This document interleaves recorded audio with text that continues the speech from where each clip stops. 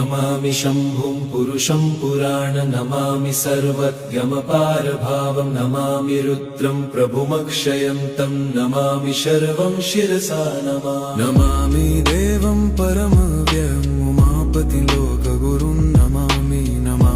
दारिद्र्यविदारणं तं नमामि रोगापहरणं